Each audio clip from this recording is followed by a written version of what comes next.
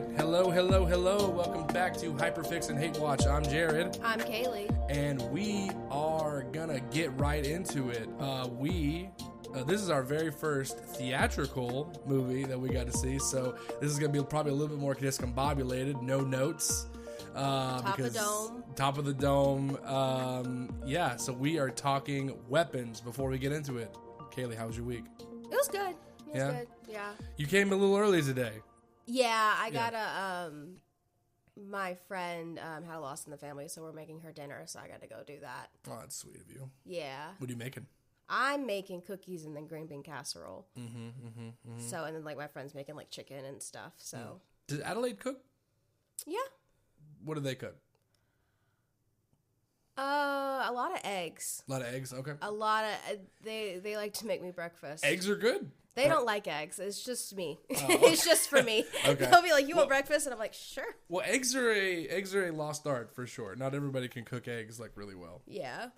Okay. Well, so we talked about Barbarian last week, and this week we're talking about weapons. Once again, this is by director Zach Cregger, and it is. And you say your first thoughts, Kayleigh. Remind the viewers again. Oh, I really liked it. I thought it was really great, really creepy. Mm-hmm. Never knew where it was going, and I was so glad to be along for the ride. Yeah, and I definitely went in blind too. The only thing that you told me was what you told me, like pretty much just that. And I knew some things about it. Like I knew that like this was like a love letter to Zach Cregger's friend Trevor Moore, who passed away in about 4 or 5 years ago. But that was really it. You know, like I didn't know anything else. I knew that 217, that was a reference to The Shining. Yeah, and then because all the trailers are just like the kids run away from home. Yeah, it is. I also saw one clip, and it's the clip when they're at the gas station, and we'll get into that. That was what really made me want to see it, because I was like, "What the hell is going on?" You know, because it very much feels like just one of those urban legend type things. It felt like just like one day these kids woke up and ran out the house. They ran through darkness, and then let's go. So the horror really at first comes from like, where the hell are these kids? You know, and then also like what happened? Yeah, like just what happened? What's going on? And our main characters are Justine and Archer, I would say. Those are our real main characters. But the perspectives kind of shift, like you said. I would say they're the main characters at the beginning, and at the end of the movie, it's a different main charger. Yeah, it's a different thing. So, let's do the non-spoiler part first. Yeah, so what we need, first of all, I think the atmosphere was perfect. Yes. I think that everything about this, Zach Cregger is such a good director. Mm-hmm. And he's got a great DP, and he's got a great he's so good. He's really hit the ground running when it comes to these movies. Yeah. You know, it's crazy to me that this is the guy who came from Whitest Kids You Know. Cuz they were good skits, but they were cobbled together kind of. I've never seen it, so I only know him from this. Yeah, his skits were funny, and they were really funny, but you could tell that they didn't get a lot of budget because of probably the edginess and stuff, even though they were on oh my gosh, I can't remember the channel that they were on, but it was like if I told you it, you'd be like, yeah, that's the channel where all the edgy shit's on, but I can't remember. But I'll look it up. I'll look it up later. But this guy really knows his stuff. Mm-hmm. And you can tell that this was definitely a passion project for him. And it's really good that Barbarian was successful. Otherwise, this would have probably never seen the light of day. No. Yeah. And this actually started a bidding war between a bunch of studios. That's what I read. I want to say Blumhouse got it, right? Or H1. It was New Line, actually. New Line. Right. Okay. New Line got it. And apparently Jordan Peele wanted it so bad. And he wanted it so bad that when he didn't get it, he fired his manager. I heard that too. Yeah, which is crazy. But it just shows that Zach Cregger is this really hot commodity right now, and it shows. The acting is great. I don't think there was a bad performance in this whatsoever. From our main cast, from our supporting cast, everybody reacted and acted really, really well. Any standouts for you? Yes, but I don't want to spoil. Oh, okay. You know who? Yeah. Okay. Then. Yeah. The one at the end. Okay. Cause come on. Yeah. They were really good. And I think the story was like, it was interesting enough to like keep me engaged, and it was also like, oh, yeah, that makes sense. You know, like whenever like everything gets revealed and everything is like explained, it's not like that's dumb as shit. Like, because I did feel that a little bit with Barbarian at first. At first, I was like, what? Are you stupid? This is dumb. But once we had the conversation about Barbarian, I kind of get it a little bit more. But yeah, I think this is one of the best movies I've seen in a while. Okay. I do. I really do. I don't think it's perfect. No. But I think it's really good. It's really good. Really, really good. For his second movie? Yeah. Insane. We have a lot of like directors nowadays that are just like out the gun. Like just killing it. Mm-hmm. Yeah. You have your Aria, especially in horror, especially in horror. Yeah, we are in the people have been calling it the golden age of horror. Yeah. And I firmly believe that. Yeah. For the past 5, maybe even 7 years. We have your Ari Asters, we have your Robert Eggers, you have Jordan Peele, and now Zach Cregger. Right. It's crazy. Yeah, I would say from the jump, I would say I gave this a 9 out of 10.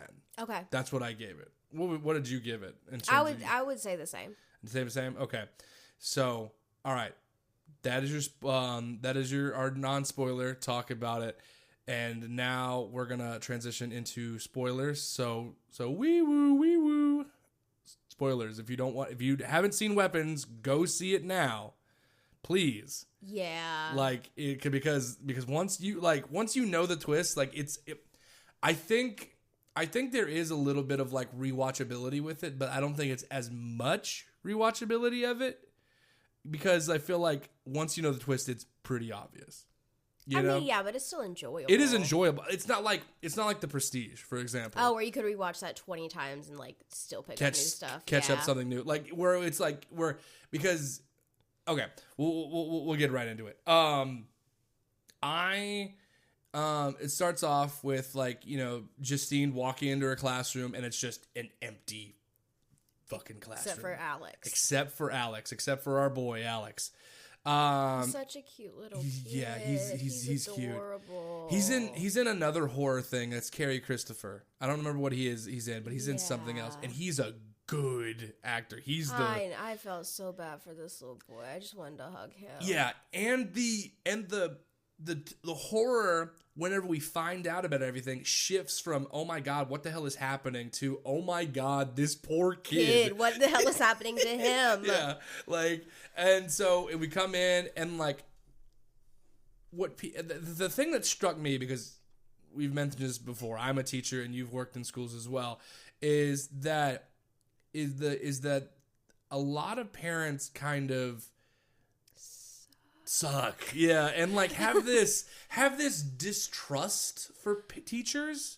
Yeah. Where it's like, oh, you don't love my kid as much as I do. When it's like, ma'am, sir, they're with your kid more than you're with your kid. Yeah, at this point in time, we're with them all the time. We're with them for so many important moments, you know? Yeah. And important part, I'm not saying that I'm not docking parenting. I'm saying that parents should let teachers do what they want. But no, people forget that there's a huge relationship aspect when it comes to teaching, you know? And this really focuses on it, you know? And because because Justine's out here, also Julie Garner. So great. She's great. Silver Surfer. Yes, Silver Surfer. She was in She was in the Netflix show Ozark. She was in Ozark, where she was in the where she played that one woman, that scammer. What is that show called? Or she like talks really weird. She's like, let's see. What are we doing? Yeah. Well, Inventing Anna? Yes. Yeah, that's it. Okay. The one thing I know about her on Ozark is where she's like, if you're gonna try to stop me, you're gonna have to fucking kill me. Like, that's like the big line in the show for her, which love that for her. She has that energy. Yeah. She's also in Sin City, A Dame to Kill For.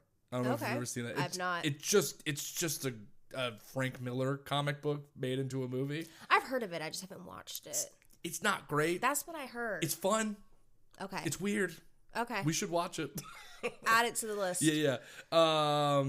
But yeah, she's great in this. I do. You're right. I think that the main character title kind of changes a little bit. But at first, this is the one we're seeing everything from, and then it shifts again, and then it shifts again. Her class that went missing. Yeah. And it's like, okay, to be fair, it is a little valid. I mean, it's valid for the parents to be like, why just your class? Yeah. Obviously, she obviously has nothing to do with it. The police are like, it's fine. Yeah. No. Yeah.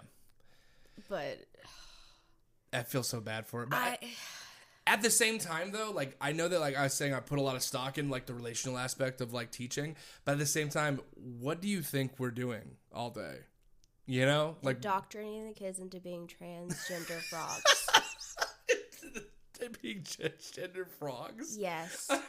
That's why we have litter boxes in the classrooms now. And if you go to a fancy school, they have the iRobot. And you have to make every boy say, meow, I'm a girl, and wear cat ears. And that's how I sub. Yeah. I mean it's true. Listen, it's true. I kept a straight face. You were not I couldn't helping do it. me with I the couldn't bit, do man. it. It was great. It was such a funny bit because I've said this millions of times where I'm like this. It's ludicrous to think that, like, number one, that we can teach anybody to just choose to be transgender, and number two, that the kids would actually listen to us. Oh my God, you spend most of your day just yelling, sit down and shut up so I can hand you a worksheet, and then they'll go, I don't know how to read. And you're like, yeah. Of course you don't. Yeah. You spend the whole day teaching these kids how to read, and then you have kids look at you and be like, well, my mom said I didn't have to do anything that's not graded. I had a kid look at me and I was like, then it's 4th grade. And he's like, how do you know? And I was like, I'll grade it. Yeah, you did. These kids are so smart, and they're so quick, you know.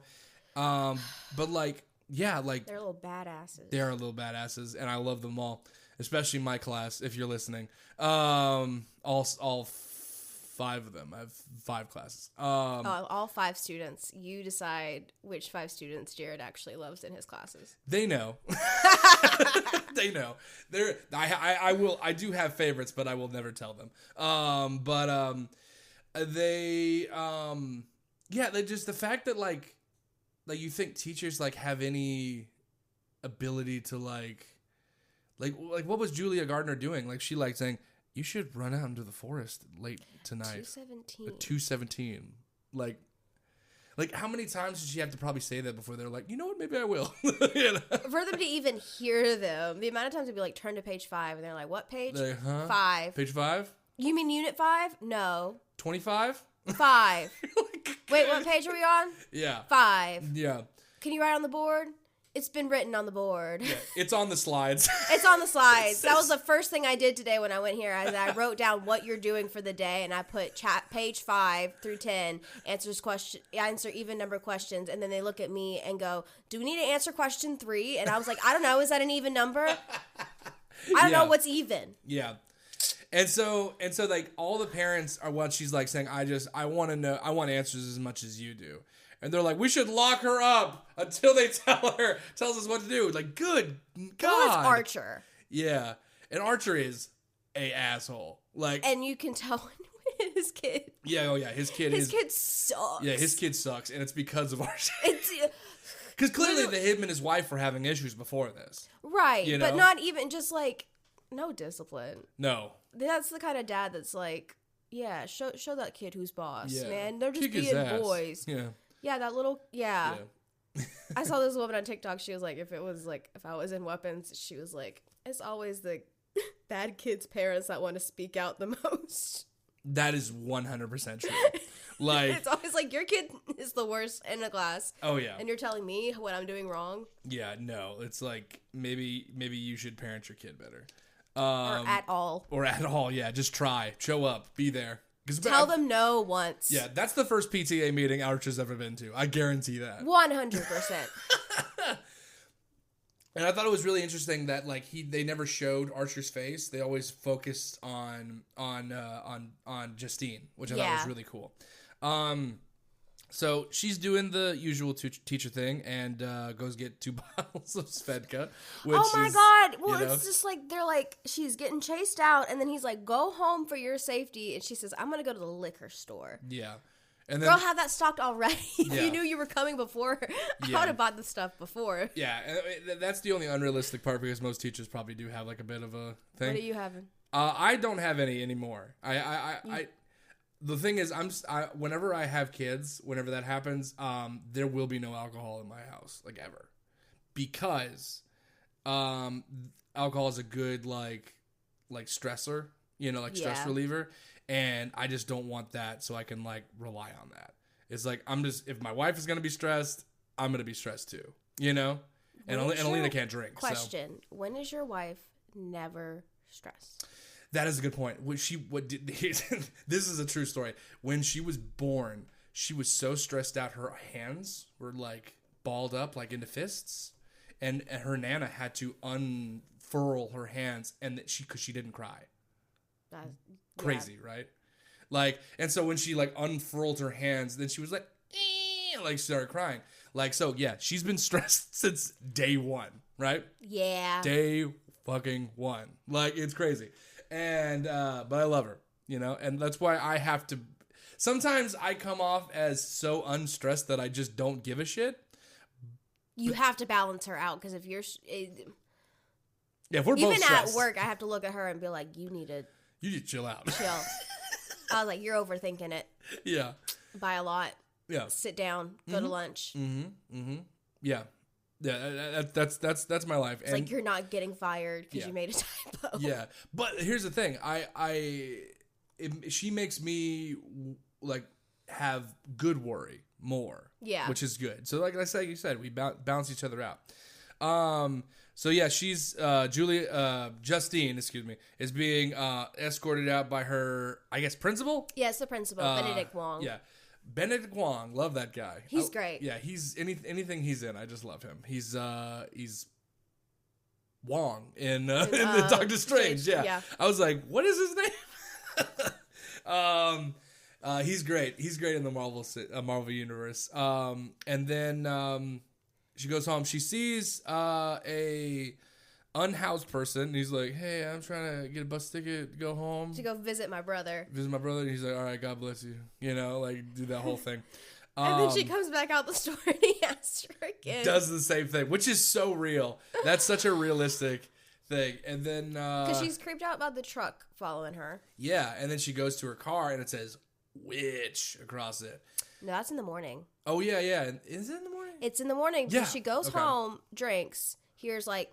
Burm, burm, burm, burm, burm, burm, burm on her door. Yeah. And she goes, hello? Nobody's there. And then she like steps fully out into the darkness. Like she wants to be murdered. Couldn't be me.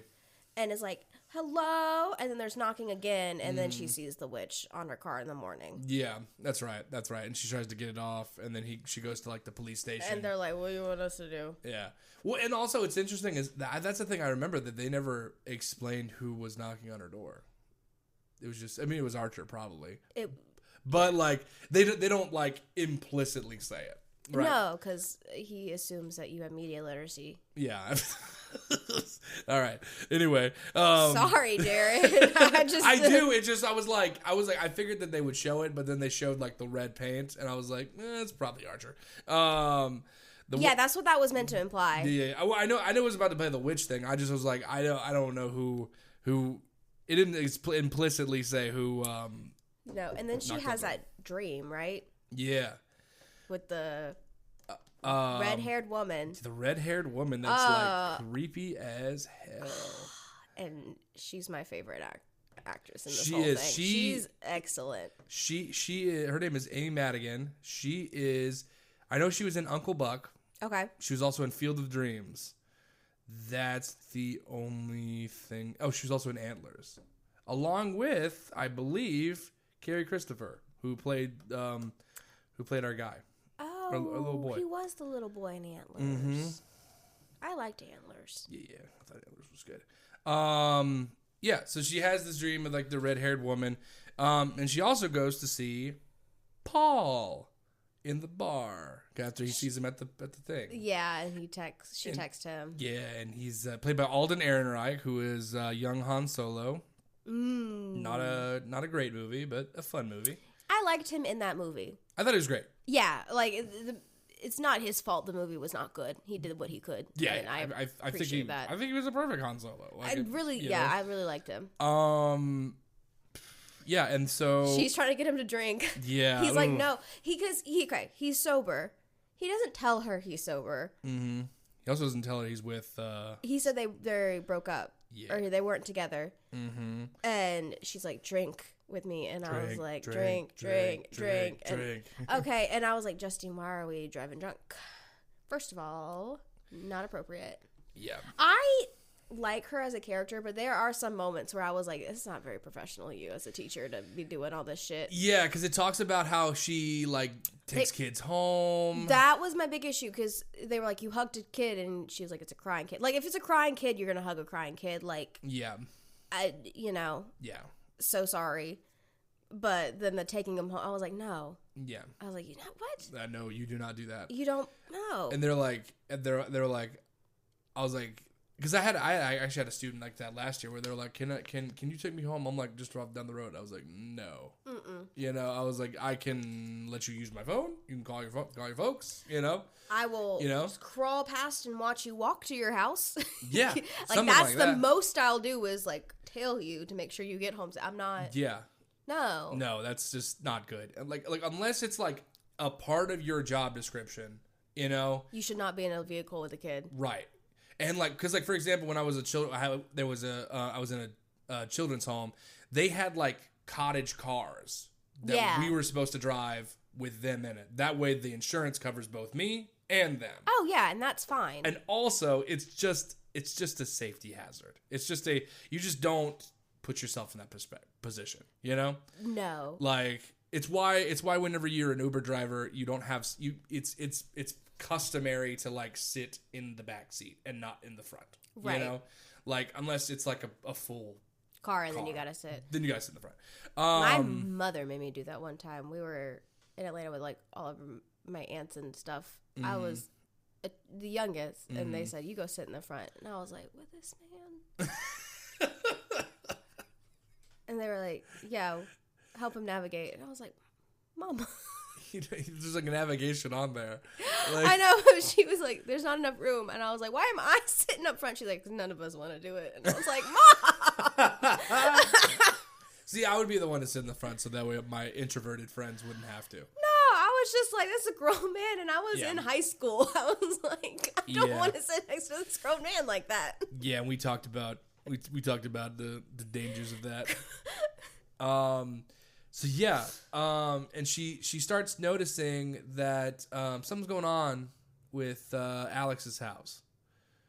She goes and checks on him, even though the boss tells her not to. He's like, he's like, doesn't give her a class, which I think he should have just given her a class. Like I get why as an admin, but also like just he sends her home. Yeah, sends her home, and then he's like, don't talk to Alex, and she's like, okay. I'm going to follow him home. I'd feel better if I talked to Alex. And he's like, don't do it. And she's like, but I would feel better. And it's like... He's like, yeah, that's the point. He's like, it's not about you. I mean, that's when I wanted to shake her and be like, girl, it's not about you. Yeah. Like, I know you're going through it. Get some therapy. Yeah. It sucks. I do feel bad for her. Mm-hmm. The parents are lashing out because they have no one else to lash out to. Mm-hmm. And she doesn't need to, this kid's been through a lot. Yeah. Where I was just like, you kind of need to remove yourself from the situation, like let it cool for a year and then be like, See how no other kids went missing? Let me come back to school. Yeah. Yeah, pretty much. And then so don't follow him home. Yeah, don't do it. It's weird. Then get out, and he's like, "Why are you talking to me? Go That's away." so weird. And we now know the reason that he's like, "Don't follow me home." Yeah. But like outside of that, you're like, yeah, like that's a very valid thing to feel. So she goes up to the house, and already the alarm bells are ringing. Like boarded up. Newspapers on the thing. Oh my god. And then she like looks inside, and like the parents are just like sitting on the couch. See, she knocks on the door, doesn't get an answer, so she like goes around the house and like peeks in, and the parents are just like sitting there, and I was just like, yeah, I would have assumed they were dead. Yeah, that's what I thought. And then I would have been like, hey, can we do a welfare check last minute, because it looks like these parents are dead. Well, here's the other thing that they didn't think about, that all teachers are also mandated reporters. So she could have just been like, well, she did call her boss. Yeah. And he's like, why are you at his house? Yeah. At that point, I just would have gone over the boss and just did a report to CPS, you know? I'd have just been like, hey, it's sketch. Yeah. Welfare check. I saw this kid walking home alone for 5 miles. I decided to see if she could have, she's a bad liar. Call the police. Been like, hey. Yeah. Something's wrong. I think the parents are dead in the house, you know? Yeah. Gladys would have, taken care of it. Yeah. And she also decides to stake out. Oh, my God. Let's talk about that. How she pours a handle of vodka in a cup, passes out with her doors unlocked. Never in my million years of being one with the universe would I leave my car unlocked. Yeah. She's making all the bad decisions. Pass out drunk. Yeah. Mother comes out creepy. That was like the creepiest part. The way she was waddling. Yeah. And then she looks at her through the car, and everybody's like, "Oh no!" And then when my theater, because it was packed, when she and you just heard the car door open, everybody went, "Oh no!" I was so scared for her. I was like, "Jesus Christ!" She's gonna die. She's gonna die. No, she just snips a little hair, and that's when I was like, "Oh, this might be a witch," you know, because there's always I've read here's the thing, I have a weird fascination with witchcraft, because I just think it's very interesting to read about, and I think it started whenever I was on my own in college, and I was like, I want to learn about other things other than religion. You know? And so one of the things I started reading about was just witchcraft, and I just wanted to see what it was about. Also, I was dating somebody who was previously a white Wiccan. And so I was like, I want to learn about it, you know? Okay. And so I just wanted to learn about it, and I was like, I don't think any of this is for real, but I'll learn about it, you know?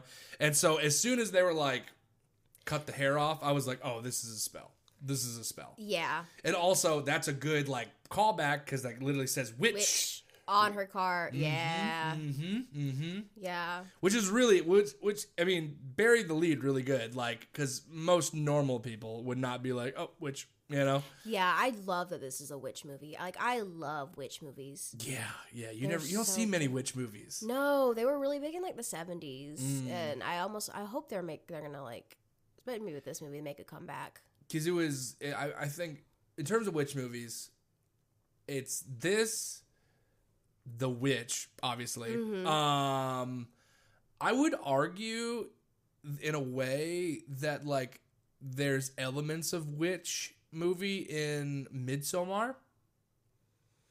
Elements of it. Especially with the whole thing with Christian, you know? Disagree.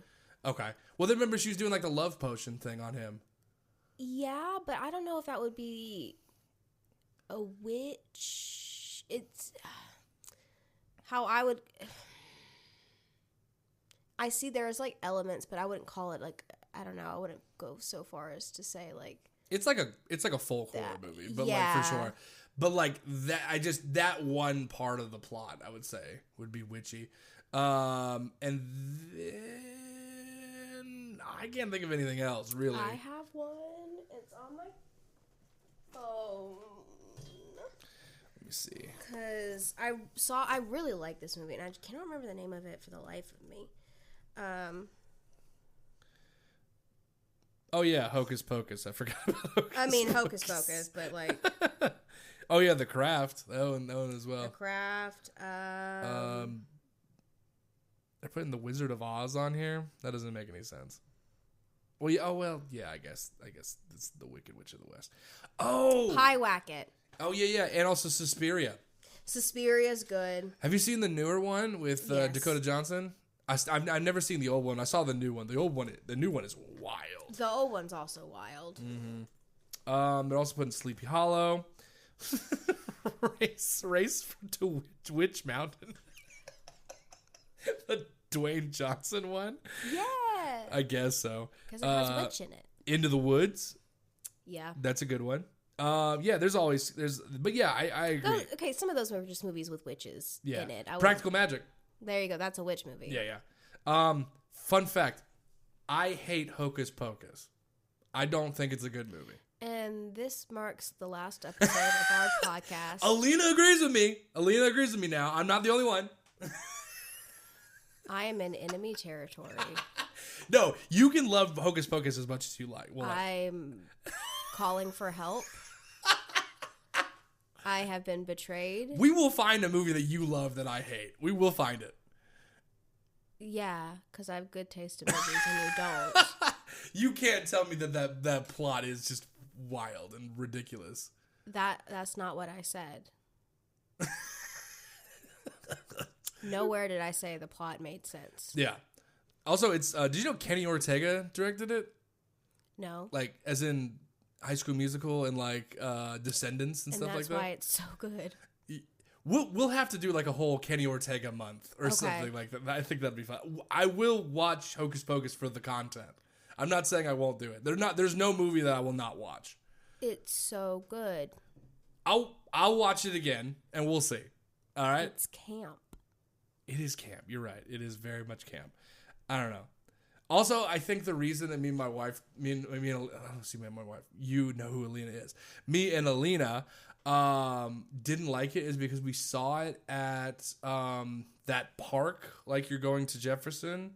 Yeah. And it was cold as a witch's tit in there. Is that the only time you've seen that movie? I've seen it before, but like when I was a kid, I don't remember it other than that. But I saw it again, and I watched it on like this big thing. We were like freezing our asses off, and we were like, let's go. That's not how you watch Hocus Pocus. How do you watch it? With your friends, you make snacks. Those little Halloween little cookie snacks. And you do some hot chocolate and some Fireball. Okay. And you get a little tipsy and you watch it with your friends and you scream, "Yes, Queen, work." That's how you properly watch Hocus Pocus. Okay? And so the fact that you don't abide by the rituals and tell me that movie is bad actually deeply offends me, and I do need a written apology from you and your wife. All right, I'll tell you what. When we watch Hocus Pocus, I will come over. Yes, please come over and we'll do that. I swear we will. God. You're so bad about this. I love it. All right. My little cousin likes that movie, and do you know why she said she likes that movie? Okay. She said, "Kayleigh, we gotta watch Hocus Pocus so I can see the zombies get his fingers cut off." Okay, well that's a good reason. Well, like what's funny is me and my wife have this. God, I keep saying me and my wife. Me and Alina have this running joke that I came up with when we were watching the Descendants movies. That Kenny starts to doubt himself and thinks, maybe I'm going too far in some places. Why don't we go ask the quality assurance team?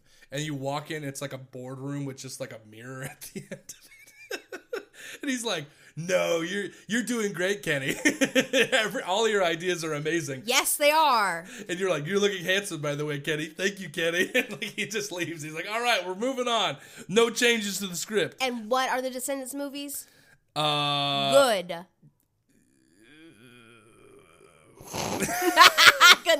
sorry.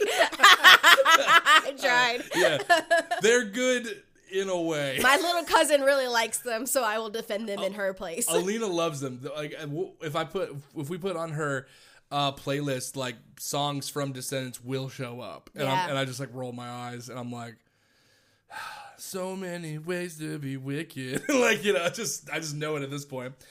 Chilling like a villain. All right, back to it. Then we switch. Now that we saw that horrifying scene with Justine getting her hair chopped off, we switch to Archer's perspective. Yes. Archer, like we said, is an asshole. Yeah, he's going through it. He's sleeping in his son's room, which is sad. A very sad thing. And his wife comes in, she's like, I'm going to work. See you, chump. And leaves, you know? I'm like, damn.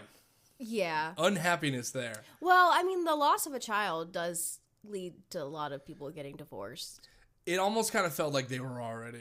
I mean, he is an asshole. I would not be surprised. But I think it was definitely exacerbated by his obsession. I mean, obviously, I can't say I wouldn't be obsessed if my kid just ran out of my house. Oh, yeah. No, I would be upset, I too. would tear the town down brick by brick. I mean, I get it. He's sympathetic. He's an asshole. But like, do you want kids? Yeah. Okay. I was just curious. We've talked about this. Yeah. I always forget. There's like a bunch of people I know that just are like, I will never have a child ever. No, I turned 25 and now I just go, what if I had a daughter? I think that too, except I'm 30. Yeah, but I don't have money. Yeah. I don't know if I told you this. Because Alina made me watch Little Women, I want 4 daughters. Good for you. That just sounds like a really fun time for me. Okay. Like, you'd be a good girl dad. Like, I mean that sincerely. Like, I believe it. Like, I'd be like, so and so called me a bitch, so I threw a brush at her. Did you? Like, good for you. What happened next? Also, Archer is a foreman. Yes. And he's going to a construction site, and he's building a very much similar to every other house. And he's really messing up on his job. He keeps forgetting to order stuff, ordering the wrong thing. Yeah. And his off time, he watches the Ring camera footage of his son running into the darkness. Which is sad. Really sad thing to do. And it's sadder knowing that kid was probably the least missed in all of his class. Oh yeah. And probably and probably he's the reason that like Alex was like, all right, yeah, I'm gonna do it. You know? Well, no, I think it was. I mean, it was his parents. Yeah, I think it's his parents for sure. But then he was like, you know what? Fuck you. Yeah, all right, I'm gonna do it. You know? Throw shit at me one more time. Yeah. And then and so he's also following Justine around. He's like doing research. He's definitely still in the denial phase that like his kid is coming back. Yeah. And then we see a new scene where he goes and confronts Justine before that. He has that dream where he's following his son, and he like goes in his house, and above the house he goes into his own house. Oh yeah, he does go into his own house, doesn't he? Yeah. Okay, yeah. He loops back around into his own house. That confused me a little bit, and it shows like a big old assault rifle. Above. Yeah. It says 217 on it. And I was like, that's super on the nose, but I love that. It's a dream, so like I don't, you know. And I wish. See, that's the part when I say it's a little messy thematically. Is I wish that came back. Yeah. You know what I mean? It seemed a little. I get the point, and it's I wish they kind of like he like kept it through the rest of the movie. I think he did in a way, and we'll get into that at the end. I mean, the endings definitely, but so he goes and he's like, "Where are you?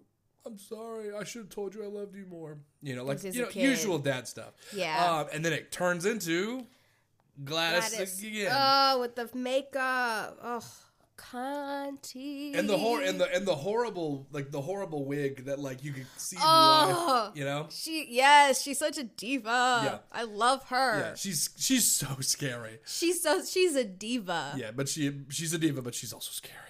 Yeah.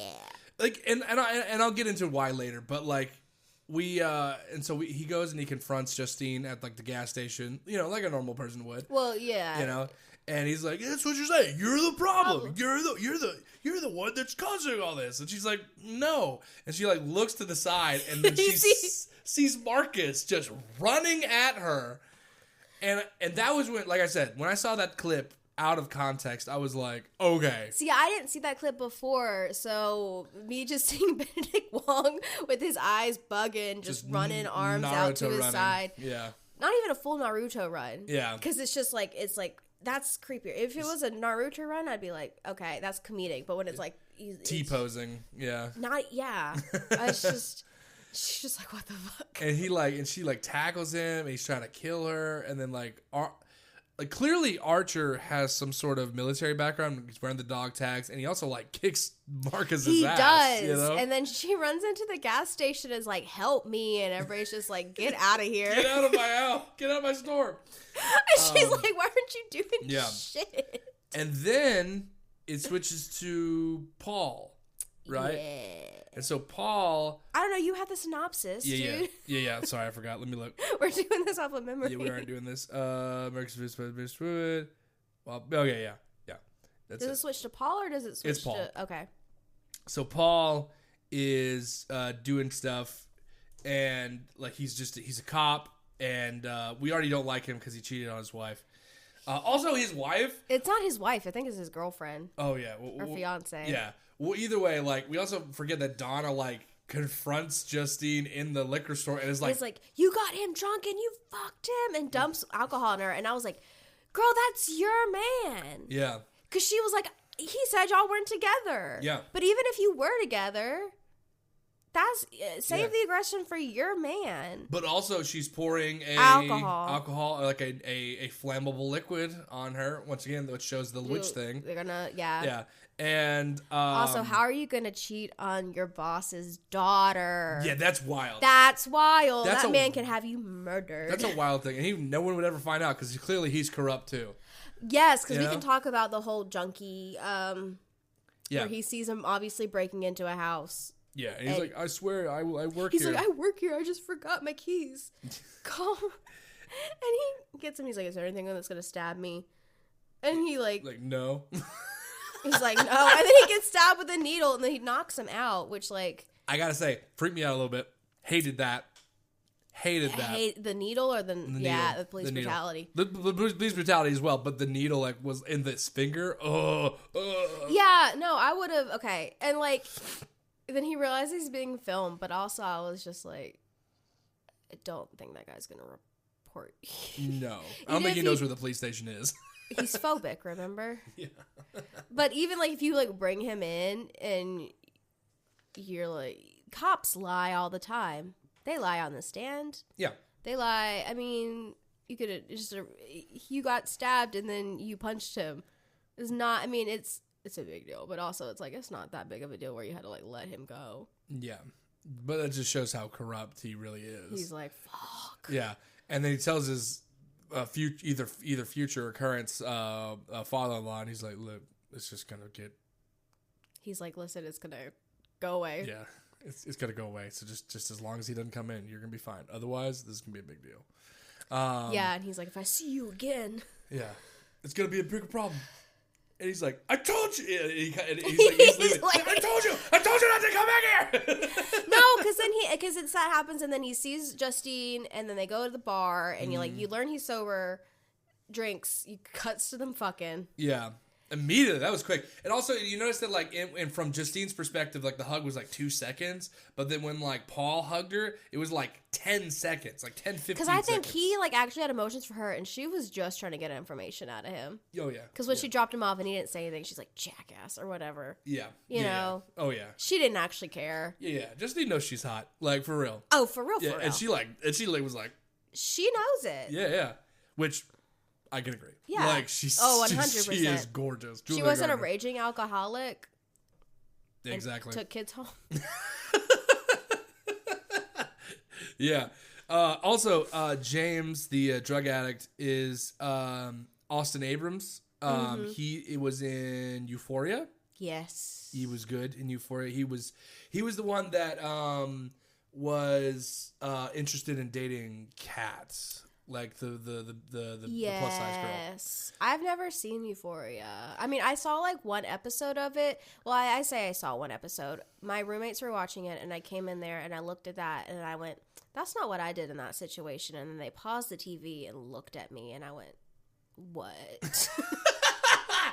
I was like, that was not my playbook. They should have done this. And they just went. It is a rough show. Well, and then my friend from high school watched it and he was like, I don't know why everybody's freaking out about like how bad it is or like all the crazy shit they do in high school. And we had to be like, he was like, that was kind of what we like. He was like, it's not that different from what I did. And we had to like text him and be like, you did not have the average high school experience. Yeah. You were selling feet pic on Craigslist. Oh, like boy. It's. Yeah. It is like a hyper realistic for sure. But emotionally speaking, it is rough. It's what made me believe. I was like, oh yeah, Zendaya's actually a good actress. Oh, like, yeah. Where I'm like, because usually she plays like one of two characters, but this one I was like, oh yeah, she's really good. She's really good. I want to see her in a horror movie. Yeah, that'd be cool. I don't know if Zendaya, if you're out there. Yeah, first of all, come on the podcast. First of all, and number two, do a horror film. We'll watch it. So many times. Yeah, you'll get all of your box office earnings from just us, because I think she can do it.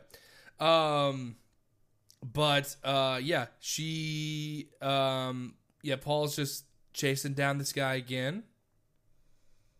Because that's what... Well, he saw him at the thing, and he's like, I thought I warned you. He unplugs his dash cam. Mm-hmm. He's like, no cameras. No, we're not getting caught this time.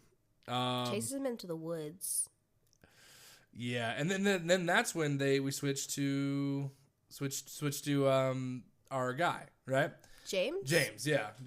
Yeah. Because when do we go to Marcus? After this one. After James, okay. After this one. James is doing his drug thing. You know, he's living out in a tent, and he's trying to get money. He breaks into Alex's house. No, even before that, he steals this little girl's like iPad and tries to pawn it, and the guy's like, "No, I don't want it." He's like, "This is good shit, man." He's calling his family. He's like, "I just need money to buy a uniform so I can make money," and they're like, "Sure." He's breaking into cars. Yeah, real Jesse Pinkman vibes for sure. Yeah, you see the chase. Yeah, from his perspective. Yeah. Oh man, that sucks. And apparently he got hit so hard that he forgot that he got hit. Apparently, according to the thing, and then he gets chased again, and he sees, and while he's in the forest, he sees Gladys just waving at him because he was in the house. And he even found the kids. He did. Yes, that was the whole thing where he was just like, oh, and then he like put something in front of the door so they can't leave. Yeah. He takes the silverware, pawns the silverware first, and then he sees them missing. I don't even think he knew they were missing. I think he was just like, that's weird. Yeah. And he's like, yo, I can tell you where the kids are. No, he sees it and he calls. And they're like, okay, come to the police station. He's like, I'm phobic. Can you just meet me with $50,000? I'm phobic. And I was just like, God, it's the sketchiest call ever. Yeah. And he goes in there and Paul starts chasing him. He runs into the forest and he thinks that like the red-haired lady is going to come get him. And then he starts zipping up the thing, grabs some needles, stabs Paul in the face. Oh my God. This man's having a day of it. And he's like, bro, you got AIDS? Hepatitis? He's like, not that I know of. I would have died. I would have died. I would have taken him in, and then I would have been like, take me to the doctor. Please. I'm going to die. Yeah. I would stop at the hospital first. I'd be like, I'm not. Like, you're bringing your ass with me, man. Yeah. You're getting some Narcan, and then I'm going to get my face checked out, you know? Yeah. And so then they go to the house. He's like, I can take you where the kids are. And I was like. He's like, huh? He's like, how do I know you're going to not take the $50,000 for yourself? And then Paul goes, and it just gets out of the car. He's like, damn it. Yeah. And he's sitting there like for hours. It's dark. Yeah. And Paul comes out, drags him in, and they're gone. So creepy. And then we finally, well, actually, no, not finally. We cut to Marcus, finally. And then we find out that, number one, Marcus has a husband. So cute. And they wear matching clothes. It's so cute. That's so nice. I love that. And they're like, he's like having to talk to Justine. And it's just like pointing at food he wants. Yeah. He's like, which one? He's like that. He's like, you got it. You got it, babe. I'm like, oh, that's so sweet. They're so cute. Yeah. Anyway. and go ahead. He meets Gladys already, doesn't he? He meets her at the school, and because this is the first time we've seen her in person, right? Yeah, not in a dream or being weird out in the forest. Yeah, and it's Alex's aunt. Mm-hmm. And she's like, oh yeah, they just come down with a touch of consumption. And he's like, consumption? You mean tuberculosis? And she's like, oh. You mean that thing you get in Red Dead Redemption 2? Like that's like cowboy shit right there. Like, I was like, how old is this lady? We can talk about it. Yeah, and so she's like, I really need to see Alex's parents. So clearly somebody knows how to do their job in this. He's like, because he says, I don't want to get CPS involved, so let me talk to his parents. And she was like, oh, okay, yeah. And then so she shows up at his house. I walked the whole way here. Yeah, I need some water. Yeah, can I get a bowl? A bowl of water. And he's like, a bowl? Whatever. See, he wasn't going to let her in because he knew she was freaky. And then his husband saw a queen and said, come in, queen. Yeah, clearly you're trustworthy. Yes, well, gay men love a cunty queen, 17 hot dogs, and Disney. Yeah, 7 hot dogs is a Whitest Kids You Know reference, by the way. That's a skit. Okay. That's a skit that Trevor Moore wrote. You know what? And I saw those hot dogs, and I went, that's a lot of hot dogs. And then I looked at my partner. I went, no, that's an appropriate amount of hot dogs. It's a good amount of hot dogs. They love hot dogs. Oh, really? Okay. Love it. Huh. So I gotta ask them what their optimal hot dog is, because everybody's got their different thing, Just mustard. Just mustard. Interesting. Just mustard. Interesting. Most people do like mustard, ketchup, relish. They don't like ketchup or relish. Just mustard. Interesting. Mine is mustard, ketchup, relish, raw onions. That's mine. That's also mine. Ah! Yeah. High five. Woo! Heck yeah. Or a chili dog. I don't like chili dogs. Okay. I don't like chili. Really? I can't do beans. I have like a texture aversion thing. Well, the chili dogs for chili on a dog usually is just meat. Oh, okay. Yeah, like Hormel chili. Oh, okay. Yeah, but yeah, no, who would want beans? People like beans. I like bean chili too, but like I wouldn't want beans on a dog. That sounds ridiculous. Okay, you say that like that doesn't exist. It is. I'm sure it does, but I wouldn't want that. I just would like the meat, just the meat chili. You just ostracized half of our fan base right there. I mean, this is me. They could eat beans on their dog if they want to. There's so many things you could put on a dog. Do you remember that there was a like place... a little dress and a hat for Halloween? Do you dress your cats? I try. And they don't let you? Well, Hercules figured out how to take clothes off. He's the dumbest cat alive, but he figured out how to take clothes off. Calypso will let me put her in a shirt, and she'll wear it if I can catch her. Oh. But this year at Walmart, we saw little cowboy hats, and one was pink and one was black. And then Adelaide said, oh my God, what if we're all cowboys for Halloween? And I said, marry me. Yes. And they went, the pink one could be for Calypso. And I was like, yeah, she could be Pink Pony Club. Yeah, we'll all be in the Pink Pony Club.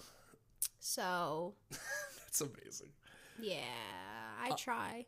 That's very good. Okay, then so she gets Marcus the bowl of water, and Marcus gets her the bowl of water, and she pulls out a stick, and I went, witch, like immediately, and like cuts her. Yeah, cuts her hand. He's like, what are you doing? She's just rubbing it. Are those my ribbons? Yes, because she takes the ribbons from his office, and it's like wrapped around this little like twig stick from a tree we see later. Mm-hmm. Pricks her hand, does the blood.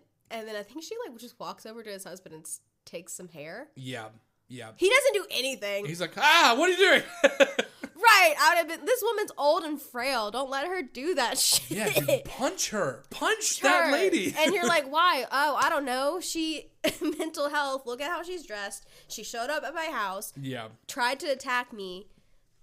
Yeah. I'm gay, so it's a hate crime. Like, I think you're covered, man. Yeah. I mean, at this point, just deck her. She's in your house, you know. Right. Stand your ground laws exist for a reason. Pull out a gun. And so apparently it's a talisman. That's what she's making.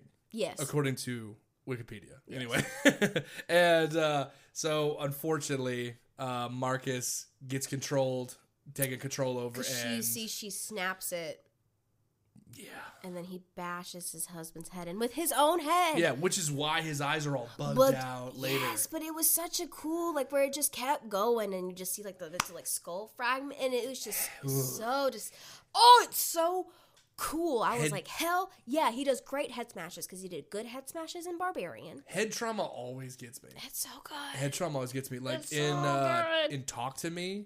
Yeah. Whenever he's, like, smashing his head. Oh, that... Oh. Well, it's just because he's such a little baby. Yeah, he's a sweet kid, too. And then, They made Australian and New Zealand accents very serious for that one. Because I watch a lot of guys that make me laugh. You don't find Australians serious? I watch a lot of Australian comedy stuff. And so in my mind, I think Australian comedy. The only 2 times it's ever done that is that movie, Talk to Me, and the last season of The Leftovers, because it was all set in Australia. Okay, we're going to watch Wolf Creek and see if you don't shit your pants at an Australian accent. Sounds good. It's like... I'm all for new experiences. And so, yeah, he runs over and, like, he's just chasing after Justine, and Archer's trying his best to help her, and then Marcus gets hit by a car and, like, gets his head smashed open. But it's so funny, just seeing him just, like, run through the neighborhood, and everybody's just like, what the fuck? What is happening right now? It's so funny to see it in broad daylight, because it's so creepy when you watch the kids do it. Mm-hmm. Especially at the beginning of the movie. It's creepy, it's dark, it's eerie. You're like, what's happening with these kids? Yeah. You see a grown man covered in blood in a Mickey Mouse shirt run like that in the middle of broad daylight to attack a woman at a gas station. It's funny. Yeah. It's funny. It's really funny. I thought it was great. I died. I was like, oh my God. And then we finally get to the last POV. Alex. Poor little Alex. And my little baby. And we find out that his dad is telling him that his grandma, or not his grandma, his aunt, and his mom is his mom's sister, something like that. His mom's mother's sister. Yeah, so great aunt. Great aunt, which I don't buy. No, she's probably just some grifter. Well, because there is, I don't know if you have this in your notes, but for the actress, that Cregger was like, your 2 backstories are that you're a really, really old witch who's dying, or you're not human. Oh, you're really? a parasite. He said, don't tell me which one you pick. Oh, wow. So I think she picked the parasite. Yeah, that definitely comes off. That's what I think, because she also says in, like, later when she's talking to Alex, she's like, don't tell another human. Mm-hmm. You know, where I'm like, that's what I think she is. Yeah. But also, like, there's also the idea that, like, witches are, like, different species of human. Yeah. Which is also a thing, because a lot of fantasy stuff does that. Well, there's a lot of parasite talk in, like, this movie, because Justine's talking about tapeworms, and Marcus and his husband are watching a documentary about cordyceps. Yeah, so that'd be another way to, like, look at it, too. Mm-hmm. It just shows how, like, multifaceted this movie is. And another bit of horror that, like, I kind of really relate to is, like, having an elderly family member in the house and you're like, she's dying, you know? And, like, really not understanding death as a however old Alex is, you know? Yeah, he's just kind of like having the conversation of being like, this woman you've never met is coming to our house to die. Yeah, pretty much. But we have to do it because she's family. Yeah. And you remember he, like, opens the door and, like... And he's terrified, yeah. And he's like, and she's, like, looking, like, dead at him. And I'm like, nope, you know? Something about that just is really terrifying. I know, people were cutting the mom, like, a really hard time because she let this woman in her house. But I was like, I couldn't say, maybe it's the Southern in me. Yeah. Where I couldn't say I wouldn't if like my great aunt that I don't really see from Virginia, I haven't seen in a couple years, was like, hey, I need someplace to stay. I'd have been like, sorry, babe, we gotta rent out the guest bedroom. It is what it is. It is what it is. You know? I get that. And so, but like, and I guess, like a parasite, she played on that. Mm-hmm. And he comes home and like his parents are like, his dad doesn't pick him up. Oh yeah, his dad doesn't pick him up, so he walks home. Here's where like this started really like forming for me for like what is going on, is that this is showing like Alex's like really terrible home life. Yeah. In a way, right? That he's got like these like really like these parents that like when he comes home that he has to take care of them. He has to feed them soup, right? It's very about addiction. Mm-hmm. Because everybody in this movie is addicted to something. Mm-hmm. Exactly. Except for Alex. And whenever Zach Cregger wrote this, he said that when he was younger, he suffered from alcoholism, and also Trevor, whenever he died, he apparently fell off a ledge or like a balcony, and he had alcohol in his system. Oh. So, and he said that he wrote this just to find a way to process, just everything. Yeah. And he said that like he didn't write this for any studio, he didn't write this for anything, he just wrote it for himself, And that's kind of something that I'm doing right now, because like I'm writing a story about like friends and like betrayal and stuff, but I'm doing it from like a horror perspective. And I'll have to tell you more about it later. I'm not gonna ask that on the air. Huh? I'm not gonna ask that on the air. It's about who you think it is. I was gonna say. Does one of your characters wear a breastplate? Yeah. Oh boy. We won't explain that. It's not transphobic, I swear. Yeah, no. It's not. Yeah. But it's actually like a way more like zoomed out and like and exaggerated of like what the real life was. But like I said, we'll get into that later. And so he's coming home and he has this like weird creepy aunt that like is like doing weird stuff. Well, we can talk. I mean, the first time he comes home, he doesn't know what happens. Yeah. And his parents are sitting there, and she's like, "I made mac and cheese," and he's trying to get his parents' attention, and they're not moving, and she's like, "You're being rude." Yeah. And she sends him to bed without dinner. Like, immediately after school, she says, go to bed. And then he comes downstairs that morning, and she was like, hey, don't tell me what happened. I can get your parents to hurt himself. And then you see them stabbing themselves with a fork. Yeah, that's terrifying. And I saw somebody be like, it sucks to know that. He's like, wow, Dad's really the favorite. Because he just goes, Mom, stop. And then he's over there with his dad physically. Yeah. Yeah. Dad's really the favorite, which, I mean, hey. I think every kid has a favorite parent. Everybody, like, parents supposed to love their kids equally. Kids pick a Kids favorite. do not. Kids pick a favorite. And yeah. We know that Gladys is not his favorite aunt, that's for sure. And she's like, don't tell anybody or I'll hurt them. She said, I'll have them eat each other. Yeah, I'll have them eat each other, which is a wild thing. She's like, I'll have them hurt each other. I'll have them hurt themselves. I'll have them eat themselves. I'll have them eat each other. And you're like, Jesus Christ. And once again, that just shows like that abuse, Yeah. And that it's always the quiet ones, that you just don't know what's going on at home, Right. And then I think her look transforms because she was very sick, and then she like has her little turban on, and like she's not wearing makeup, but she's a little more put together after she does whatever she does to his parents. And then we'll get when she has him grab the stuff she's like, oh, you need to feed your parents soup. When she has him grab the stuff for the kids, like she's still not getting better. Yeah. Then you see her in her wig and then her makeup. And so the stronger she gets, the more like her makeup becomes more grotesque. Yeah. And it's almost like she's trying to play human, but she can't, and that makes me think she's not human. Right. I definitely can see that. And so she's like, I want you to bring me something from each of your classmates. And the easiest thing he could do is he got all their name tags.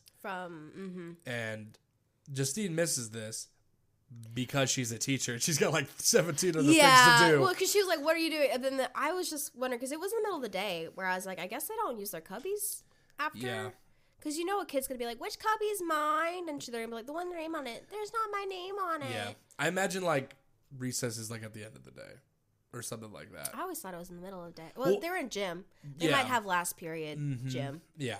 Okay. That might make sense. And then they just leave from the gym. And so he just swipes them all, brings them all, and she's like doing the weird ritual. Making like a paper mache. Yeah. Oh, it's so weird. And then she does it, and then she rings the bell At 2:17. 2:17, and they all start running in. And she whenever Alex is being interviewed by the cops, she's with him. You can see a little bit of her red hair in the beginning. Mm-hmm. And then she's saying that the dad had a stroke. Yeah. That's why he's not speaking. Well, no, even in the beginning, when they're talking about Justine, and they're like, oh, yeah, we question Alex and Justine, a lot. She's out of frame, except for, like, the little bit of her red hair in the wig. Yeah, so she was, like, always there. She was always there. Yeah. And so, like, apparently the parents are coming to, like, they're coming to, the cops are coming to, like, do a wellness visit. So, like, she, like, tells the kids to all run into the forest. Where does she, I guess she sends them in the woods and tells them to stand there. Yeah, which is, so weird. And then she's like, you got to get more soup. Yeah. This kid's going with what money? I guess she's giving him money. I guess, yeah. Because, like, this kid's carrying so many. If I was at that store, I'd be like, this kid buys a lot of soup every day. Yeah, so she's been, like, draining their victims of, like, energy and stuff like that. Yeah, it's just, and, like, that's really where the horror comes from. It's just, like, this kid's life sucks so bad, Yeah. And Cary Christopher really just kills it. He is the best actor in this movie. He's so cute, my little baby. And also, like, I would say number 2 would be Gladys. Like, look, she... yeah. Because she goes from, like, really, like, quirky aunt to, like... Terrifying monster. Yeah. She's one of my new favorite witches. Because I love witches and, like, witch movies. Yeah. I like I said, I dated somebody who used to be a witch, and she used to kind of have like a, she didn't like whenever they portrayed witches, in movies like this, but I'm like, there's like such a thing as bad teachers, bad firefighters, bad cops. Like, witches have always been, about women's empowerment, right, in a lot of ways of like both the good and the bad of that. And I don't think that's not the message of this film. Which may be why it could be a parasite. It's not, because like when we talk about like witchcraft and like doing this stuff, it's to regain power using dark means, because that's kind of the only avenue that they have left. And what's interesting, historically speaking, is the guy who wrote the Malleus Maleficarum, the guy with the Witch Hunter's Bible. If you read it, it's just like a if your wife argues with you, witch. If your wife has red hair, witch. If your wife says no when you ask to sleep with her. Yeah, or witch. She knows how to read. If you catch her reading the Bible on her own, witch. If your wife if she knows 2 + 2, witch. If she has a cat, witch. If your wife orgasms before you, witch. If your wife even orgasms at all, what is that if not sucking the soul out of a man? Because I've never seen it, let me tell you. Yeah. The female orgasm is a liberal propaganda. If she gets wet during intercourse, that's magic. Yeah, clearly something's wrong if your wife gets wet during intercourse. She starts moaning instead of just crying out in pain. There's something wrong. That's my favorite, like, MAGA Republican thing. Like, Ben Shapiro. Oh, yes. He literally says, he's like, it's let's say statistically that when you when you when you have sex with a woman and that she gets that wet, that is a medical issue. And I'm like, so you've never made your wife? No, because he's too obsessed with fucking his sister. He's so creepy with his sister. It's true. In the way only a gay man can be. It's true. Oh my God. But seriously though, Ben Shapiro. He has a little too many good opinions on Wicked for me to not go, Yeah, we also, here's the other thing. I think I told you about this. I have a thing called the Ben Shapiro rule, where if Ben Shapiro hates a superhero film, I will love it. Yeah. But if he loves a superhero film, sucks. I will hate it. You know which movie is his favorite superhero movie? Batman vs. Superman: Dawn of Justice. He says, that's the coolest Batman I've ever seen. I'm like, that's not Batman. That's a lunatic. That is a crazed person who is just mowing down people left and right. And then he was like, I don't like this new Batman Robert Pattinson because he's just a firefighter. That's all he is. He's a firefighter. I'm like, first of all, what's wrong with a firefighter? What's wrong with a firefighter? They don't commit acts of police brutality. I guess, yeah. Well, it's not police brutality. That's true. They do sometimes. They've had a week. But also, yeah, that's what Batman is. Batman saves people. He's not supposed. He's a dork. What? He's also kind of stupid. Like, he's smart, but he's so stupid because it's like Batman has all this money to fix things systemically, and he goes, "I'm gonna dress up like a bat and punch dudes." Recently, though, in the comics, he has been putting money into the infrastructure. Wow, how long did it take him? Whenever the writers were like, maybe he should do more. No, when did Batman start? What year? 1923. So it took 102 years for Batman to finally start investing in Gotham. Well, and you know what? That's why all billionaires are bad. Well, really, that's just the most fantastical thing about Batman is a billionaire who gives a shit about anybody other than himself, you know? That's the most fantastical part of Batman. I think he just wants a child army. So you're not a Bat Family person. No, I'm just kidding. Of course I like Bat Family. What's wrong with you? Yeah, I love the Bat Family. People who think Bat Family is weird is... He does want an army of children. He does. Two things can be true at once. Yeah. He collects children, and, they grow up one at a time, at the very least. He doesn't just have all of them. He doesn't do like Gladys and have them all in the basement. And grooming takes a while. No, there is actually a quote from Young Justice, and this is my favorite Batman quote of all time. Wonder Woman is like, she is talking shit to Bruce, and she's like, that's why you had Robin join at the ripe old age of 11. This thing sucks. Hey, we don't use that kind of language. We're just talking about cunty and stuff like that. I know, but suck is too far. Okay. He said, she's like, that's why Robin needed to become a crime fighter at the ripe age of 11. And he's like, Robin needed to take down the people that killed his parents. And she's like, why? So he'd end up like you? And he went, so he wouldn't. And I was like, damn, Batman, hell yeah. So it just shows that Batman, he's like, I don't want anybody to end up like me because Dick Grayson, for example, he is a better Batman. I love Nightwing. Yeah, I do too. I love Nightwing because he's a Batman that can smile, and he's a Batman that can have a life outside of crime fighting. Yeah. Batman will never have a life outside of crime fighting. It's just impossible. You know? And on that note, we're going to get back to weapons. I could talk about Batman forever. Like the movie.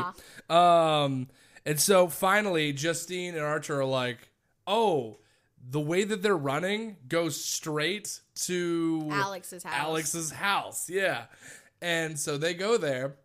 They see a car parked out front. And they're like, it's a cop. They're like, are the cops there? Should we wait? They're like, no, let's just go in. No, because then the door opens and Paul's standing there and he's doing this creepy ass come hither motion, not saying anything. And at that point, I'd have been like, hell no. Yeah, I'd be like, I'm gonna leave. Hell no. Come back with a gun. You know Archer's strapped. Yeah, I'm surprised he did use a gun. And they go in there, and right before that, she's doing whatever she's doing up at the top of the tree. Gladys is. Yeah. And she said, "Don't step over the salt line." Don't step over the salt line. I'm like, what could that mean? You know? We find out. Yeah, because Justine steps over, and then James and Paul. Yeah. Attack, and they start fighting. It's so funny where Archer just keeps throwing James across the room. And he just keeps getting up and he just keeps throwing him across the room. Oh, yeah. And I guess, and then like Archer goes down and finds all the kids, and then Gladys like grabs him, gets his little she's stuff. waiting in the corner like which is very much a Parasite thing to do. So then Archer comes up and starts like choking the shit out of Justine. Yeah, because Justine had already killed Paul. Mm-hmm. Felt very bad about it. Yeah, and then because you see Alex, he's in his room, and then you see his parents standing like by the door in the salt line, and he like walks his parents across the salt line. They start attacking him. Mm-hmm. He runs in the room, and they're breaking down the door, and he's so smart for this. He grabs a twig, and finds one of her hairs. All right, her wig. He just takes a bunch of hair and then cuts it, and then no, he finds a twig that's already made. Yeah, and then he uses her hair and the talisman, and he like snaps it. And then the best part of it. And then all the kids. Oh, the way she like pauses too, because she's like gloating, and she just feels it in the force. Which I guess that means any person can do magic if they just know how. They know the steps, which is very like Wiccan kind of witchcraft kind of thing. And these kids just run, and she is booking it. That's the part where everybody was dying laughing. It's so funny, and the girl in pink is like Terminator. Yeah, she's like Ferris Buellering all around. She's just and all these people are just looking at her. And they're like, what the hell? She's running into people's houses. But then you see, just imagine you see this old lady running, screaming, and then the 17 missing children are just. You're right. No wonder. I can't stop. It's no wonder the cops covered this up. I would be embarrassed too. I would be so embarrassed. How do you even explain? Yeah, because they did nothing. They did nothing. Like, and then all of a sudden you just see an old lady getting chased after by all 17 of the children. Crazy. Because she's opening the door, and then the kids are just running through walls. Yes, they are just straight up Arnolding through everything. And then they catch her. Rip her limb from limb. They eat her alive. They draw and quarter her. It's the craziest thing I've ever seen. I was like, for that like last 10 minutes, I couldn't get my eyes away from the fucking like screen. I couldn't do it. It's so funny. It is, isn't it?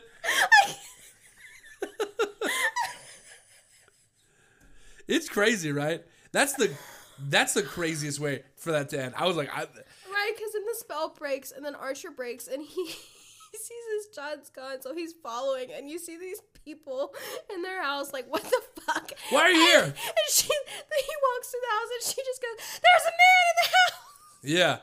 Yeah. And I mean, just like, at that point, all decorum is gone. You know, just running through people's houses. You know, crazy, right? And when that part happened, I was like, "This is in the best way possible. This is a completely different movie." You know? Yeah. And like, where I was like, I'm crying a little. "No, you're fine. You're doing great. You were doing great. This is gonna sound great. Sounding back, coming back." But yeah, like, what a way to end a movie like this, you know? Yeah, and then it's really sad because then you see Alex hugging his parents, and they I thought their spell would have been broken, but I guess no, because even the children aren't either. Yeah, because they've been under the spell for so long, I guess. Yeah, well, I think it's a different type of magic, not the attack magic, you know. And yeah, and then the voiceover where it's like somebody feeds Alex's parents now, and he goes live with a different aunt, and then you know even some of the children start talking eventually, and I was like, oh. Which shows how resilient children are. Well, and then now we're going to get into, like, what I think, and I think most people probably agree, is the theme of this story. And I think that, like, this is, like, a big allegory for, like, a school shooting. Oh, 100%. You know? Because if all of them were gone, that would be one thing. But the fact that there's one kid left. And one kid was really, technically speaking, responsible for it because of how bad his home life was and because of how, like, all these outside of circumstances. That's what it is. And, like, the big assault rifle in the air. That's really what clued me in at first, because I was like, what the hell? Why is that above the house for some reason? Yeah. And the whole time it's talking about how these kids were weaponized, you know? And that's why the movie's called Weapons. And that is true, because like in today's age where like school shootings happen more than anything nowadays, like, and definitely you would also like look at the teacher. I mean, I'm sure the teachers who it's their students that do this get a lot of flack, and it's like it's not their fault, right? Yeah. Because I mean, people forget teachers die too whenever the school shootings happen. Well, you're expected to. You're expected to die for your kids, and I know a lot of teachers are willing to, but then some people are like, no. Yeah. You know. Yeah. I can't really blame them for being like, I don't want to risk my life. Yeah. I mean, and it's a tough situation. It's just you got to decide what to do, and instead of banning assault weapons, they're banning phones in the school. In education. And like it's just shows that like on both sides, like in a way, like yes, we should use the tragedies of these school shootings to like mobilize and like do things, but on the other side, like the right is weaponizing these children's lives as much as the left is in a lot of ways. Oh yeah, you know, because the left is like the right's like it's all mental health, it's all this. We just need more counselors. We need a good guy with a gun. We need this. We need that. But then it's like no, we just need get rid of guns. It's too easy to get guns. It's too easy. It's so easy. You know. And like, I don't like guns. I just don't. It's a lot of power in someone's hands, you know? Yeah, we have one for like self-defense. And it's only like if somebody's breaking into my apartment. Right. I know I'm a 5'2" woman. And that makes sense. And I feel like once I have a kid, I probably will have a gun, you know, but like it'll be like up where they can't get it in a locked box that I will only have the key for, you know? Yeah. And so like I understand the need to have a gun. It's just I don't understand people who have I don't understand the need to personally own an AR-15. I don't get it. I was like, you can go if you really want to shoot one that bad, go to the gun range, use one of theirs. Like that's fine. Why do you need to have it in your house?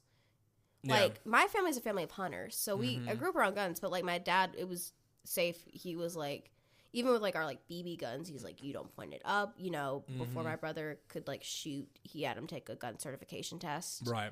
But it was also, like, we had guns because, like, my dad went out and shot deer, and we had meat for the year, you know? Yeah.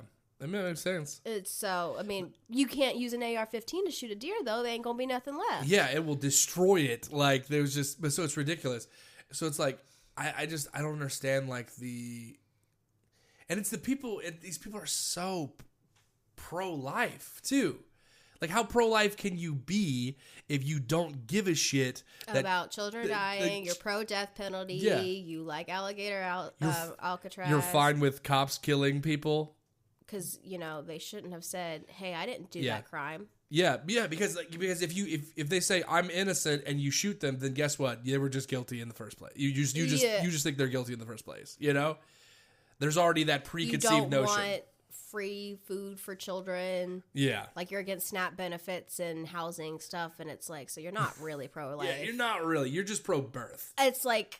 You know, go all the way, right? Like I have like like people who are like I'm pro-life, but then they back it. They go, I think this, but then they go, here's how everything else I need. I'm against the death penalty and all this stuff, and I'm like, own it. You know, like for example, and also like being pro-life can only get you so far because like for example, me and Alina, like we want a child. We're going to have one. If we were not married whenever we like the 2 years that we were together first and we had a kid, we're just going to keep it, you know, because we had that understanding for one another.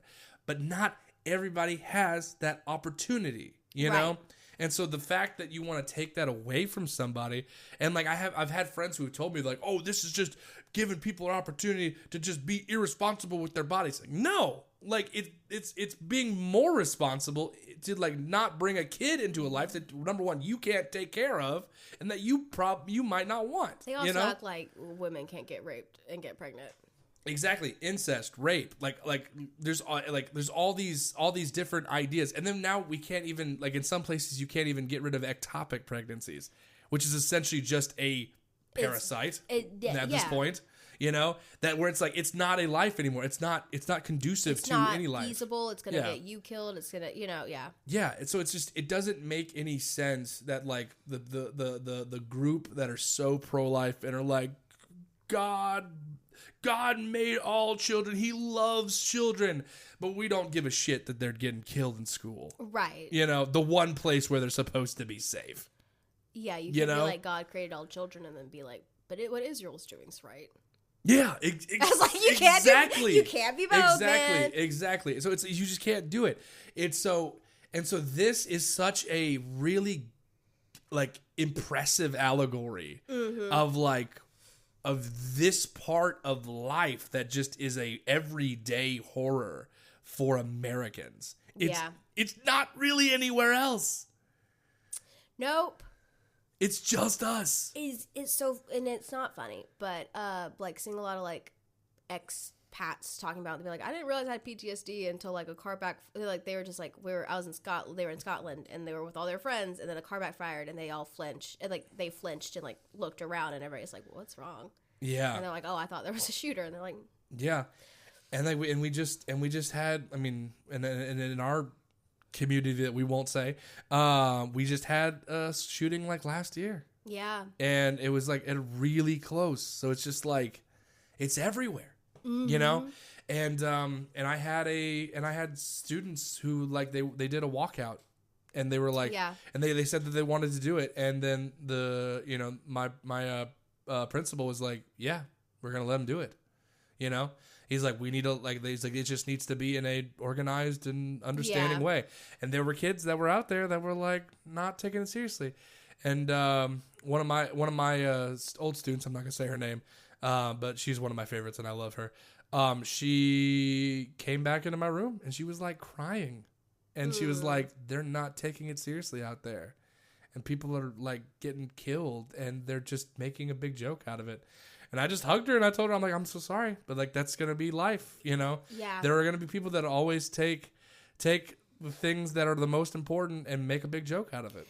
And it's crazy too, because like, even just like, it's so much worse from like when we were in high school. Yeah. But I was in high school, this might be, I mean, it was part of it, but it was also part of anxiety, where I literally had like a survival statistic for each period of my class I was in. I knew what my escape plans were, and then I also knew how likely I was going to die if the school shooting happened. Yeah. And I was in this classroom. Yeah. Like my it might have been my fifth. One of my classrooms was like up in the front, and she was going over the,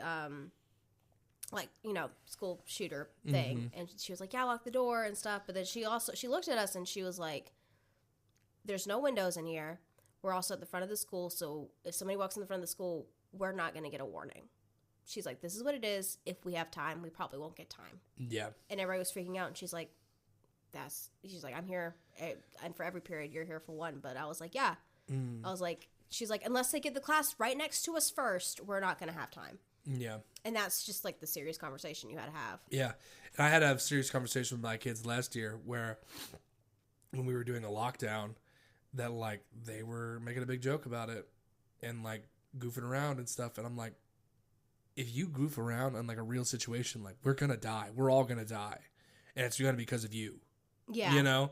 And like, so it's like, so if you think that you running your mouth and playing with your buddies is more important than your life, than all of our lives, you are selfish. Yeah. Go out in the hallway. You know? Like go stand out in the hallway instead. You know? Like just if that's what you'd rather do. But if you want to live and you want to protect the people that you have around you, do what you're supposed to do, man. Right. Be like, if you want to see your mother again. Yeah. Like, it's just, it's unfortunate that it's such a real situation that we have to have, you know? Right. And that's why the parents in the movie are just like pointing the finger at anybody they can because, like, they don't know why this is happening, you know? And we don't really know either until we, like, do research into, like, the family and be like, oh, this was going on in the school and thing. They let him play with guns whenever he was really little, you know? Yeah. And, like, stuff like that. Like, he was having a bad life. He was being bullied at school. Like, it's just, you know, we just never know. Yeah, I know there's this one shooter. Everybody's trying to blame the students at the school because they were like, well, nobody sat with him, nobody talked to him, and everybody's like, the people who were forever were like, yeah, because he was fucking weird and he was threatening, so nobody talked to him. Yeah. Because, like, I was like, he said racist shit and was creepy and was threatening. Yeah. Yeah, of course he was not going to have friends at school. Yeah. I mean, yeah. And I have, yeah, and I just remember, like, here's the thing that I remember, and you might have experienced this too. Columbine, specifically, the whole thing where it's like, do you believe in God? Oh, yes. my God. And then, like, apparently that was a lie. It was a lie. Yeah. I thought that, like, that was going to be, like, a thing. Oh, yeah, because you went to church and they're like, hey, this is what happened. Like, what would you say? I remember I was in fourth grade, and they were like, what would you say? There has to be these really tough questions. You and need I'm to like, say, and then it was, you need to say yes. That's Yeah. what I was told. It was like, you need to say yes. Yeah. That's what I was told, too. If you're, you know, crazy. Yeah. And they wonder why we have anxiety. Yeah. Shit, man. And I just, and I was wondering, like it's, I've always thought, like, that just doesn't make sense, you know, where, like, I don't think God needs to be defended, you know? I think God is his own thing, you know? And there's a movie, and I would love to watch this movie with you. It's the one with Adam Driver and Andrew Garfield. I want to watch it too. I haven't seen it. So okay, good. I want to watch it. And they talk about that, Yes. like the whole scene where it's like, then, you know, they're like, what if you can step in the Bible? And then when he's like, yeah, don't do it, and he's like, no, you step on it, you know? Yeah, and he's like, you do it. He's like, because he's not saying, it's not saying you do it or I will kill you. You do it or these people will die. So what's more important, your faith or the lives of other people? Yeah. You know? And I won't tell you too much about what happens. No, because I've been meaning to watch that one for a while. It's so good. Okay. But yeah, like, this movie is such an amazing illustration of that, where it's like the teachers don't know what's going on. The parents don't know what's going on. Even the police don't really know how to even answer anybody's questions. And it's just a matter of, we just need to, you know, care about human life, you know, and stop using these kids as just talking points, you know? Like, for example, recently Alex Jones just lost a court case. Yes. And which, thank God, because Alex Jones sucks, you know? The edits of him are very funny. Like, whenever they make him look like a freaking moron. Like, there was one where he's like, I'm coming. He's like, like it's so weird. All the edits of him are so funny. Like, when he's a meme, but, like, his actual stuff that he's talking about is horrible. Yeah. And, like, one of the things that he was saying is that the Sandy Hook shooting was just, they were all plants, and this was like government, like a government cover up and stuff. And so the families of the Sandy Hook victims and like a bunch of other people like all band together and sued Alex Jones for defamation. Yeah. And they won. And they won so good that they bankrupted InfoWars, which good. I love that. I think that's great. Like, honestly. And he was like all pissed off and sad about it. I'm like, you should feel bad. You should feel bad. Because you also know you're lying. Yeah. Because like, it's not that he doesn't know he's lying. He knows he's lying. Yeah. And he's just using that for like clickbait, because like he literally said before that Alex Jones is a character, like a Stephen Colbert on the Colbert Report. Fox News is an entertainment, not news. That's what they're classified as. Exactly. You know, they're not here to give information. They're here to like kowtow and politicalize. You know, they're here to lie. Yeah, and so it's just one of those. It's one of those things where you just have to. We just have to let We just have to let kids be kids, you know, and like they shouldn't have to worry about this kind of stuff, you know. But unfortunately, they do. So I know we said top of the episode. Out of how many cunty bobs would you rate this? I'd still say 9 out of 10 because I feel like. I don't know, because I think our conversation, I'm up to 10 out of 10 cunty bobs. Honestly, yeah, 10 out of 10 cunty bobs. This might be Zach Cregger's best movie so far. Well, he's only made 2. True. I do like this one better than Barbarian. I heard that Zach Cregger is going to be making a Resident Evil movie. Nice. And that's going to be so cool. Yeah. Because that's what Barbarian reminded me of. It's going to be a lot of head smashing. Oh, yeah. I mean, in any way. It will be anyway because of Resident Evil. But yeah, he said that it's just going to be a very point A to point B movie, just like the thing is. And I was like, well, we'll see. I'm just scared. I know that he can do it because, like, of the vibes that I got from Barbarian and like how good this movie was. Yeah. I think he can do it. So let's look at some trivia for weapons. Once again, if this is from IMDb, if this is not for real, find Jared. Yeah.